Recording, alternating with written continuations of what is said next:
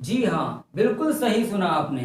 आज मैं आपको बताने वाला हूँ कि अंग्रेजी बोलने के लिए और अंग्रेजी सीखने के लिए किन किन चीज़ों का आपको मालूम होना ज़रूरी है। तो वीडियो को स्किप मत कीजिएगा, क्योंकि मैं सिखाता हूँ आपको अंग्रेजी बोलने का सबसे आसान तरीका। तो मैं हूँ अजीम खान और आप देख रहे हैं मेरा यूट्यूब चैनल ई टॉपर्स। अगर आपने अभी तक मेरे इस चैनल को सब्सक्राइब नहीं किया है तो प्लीज़ सब्सक्राइब कर लीजिए और बेल आइकन को ज़रूर प्रेस कर दीजिए, ताकि मेरी नई वीडियो की नोटिफिकेशन आप तक पहुंच सके। तो बातें कम और काम ज़्यादा, चलिए शुरू करते हैं आज का अपना ये वीडियो।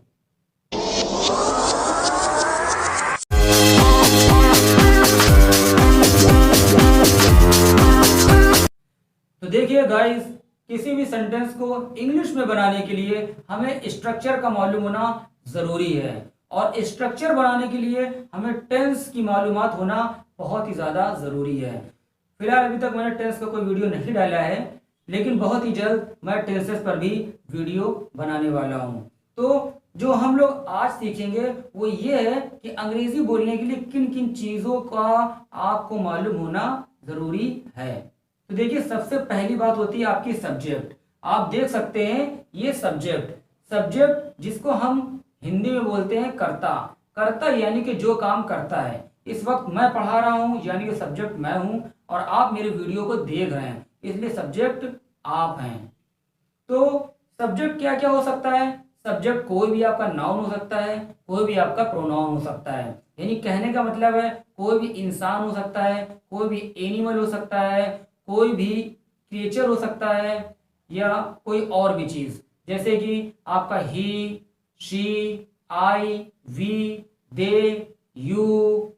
कोई नाम ले लीजिए आप, Mohan, Radha, Sabina, father, mother, sister, brother.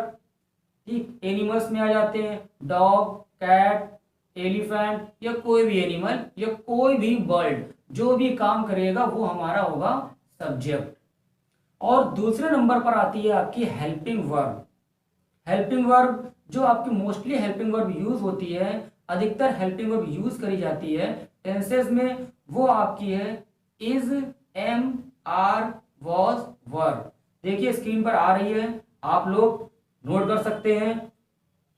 Will, shall, will be, shall be, has, have, had, do, does, did, has been, have been, had been, will have been, shall have been। तो इसको आप लोग रट लीजिए।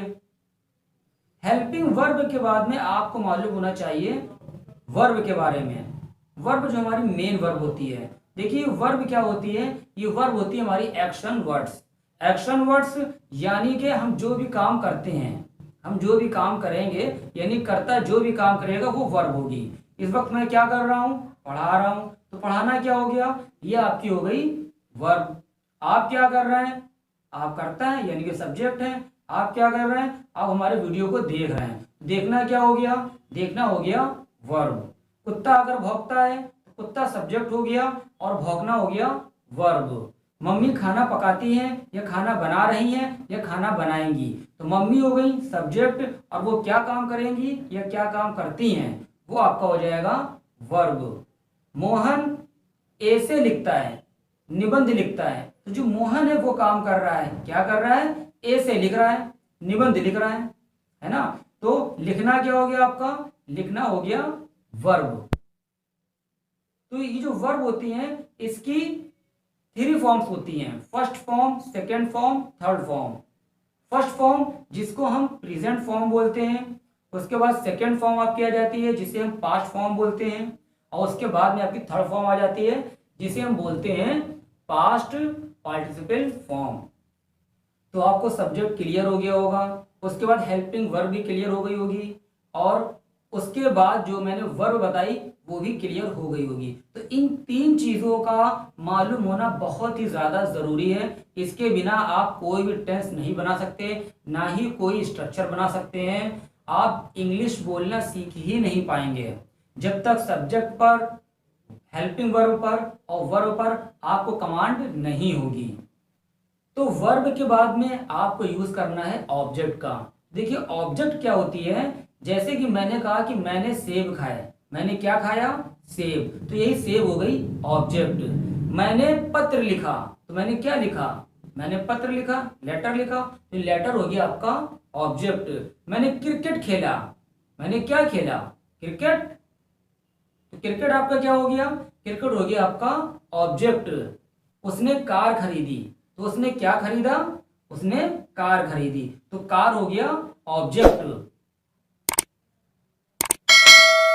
तुमने कपड़े धोए, तो तुमने क्या धोया? तुमने कपड़े धोए, तो ये जो कपड़े हैं ये आपका हो गया ऑब्जेक्ट। तो चलिए अब हम लोग लेते हैं कुछ एग्जाम्पल, जैसे कि सीता कपड़े धो रही है, सीता इज वॉशिंग क्लोथ्स। तो ये जो सीता है, सीता काम कर रही है, तो सीता सब्जेक्ट है, और उसके बाद में जो आपका आया हुआ है इज, यही आपकी हो गई हेल्पिंग वर्ब, और उसके बाद में जो लिखा हुआ है हेल्पिंग वर्ब के बाद में ये है आपकी वर्ब, और वर्ब के बाद में जो क्लोज आया हुआ है कपड़े, ये आपके हो गया ऑब्जेक्ट। एक सेंटेंस और लेते हैं। मेरे पापा अखबार पढ़ रहे हैं, my father is reading newspaper. तो अखबार कौन पढ़ रहा है? मेरे पापा पढ़ रहे हैं। काम कौन कर रहा है? मेरे पापा। तो ये जो मेरे पापा लिखा हुआ है माई फादर, तो माई फादर आपका हो जाएगा सब्जेक्ट, और उसके बाद में जो लिखा हुआ है इज, ये आपका हो गया हेल्पिंग वर्ब, और उसके बाद में आपका जो रीडिंग लिखा हुआ है ये आपकी हो गई वर्ब। क्या रीड कर रहे हैं? अखबार यानी कि न्यूज़पेपर, तो आपका न्यूज़पेपर हो गया object.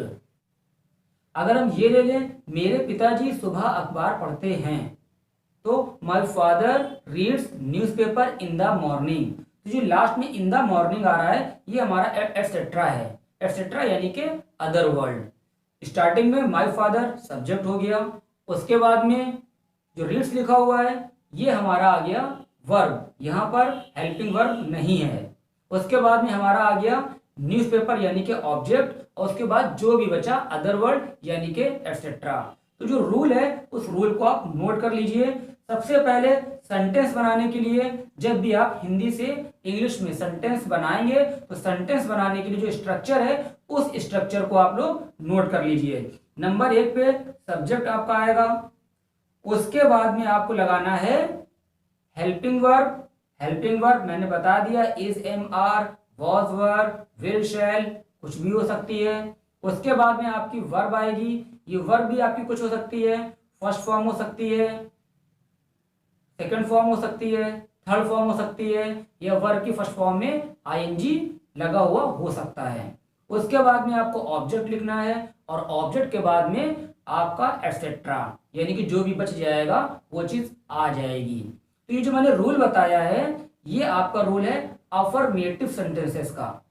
Affirmative sentences, negative sentences होते हैं, इंपरेटिव सेंटेंसेस होते हैं, इंट्रोगेटिव सेंटेंसेस होते हैं। तो सेंटेंसेस के बारे में हम बाद में बात करेंगे।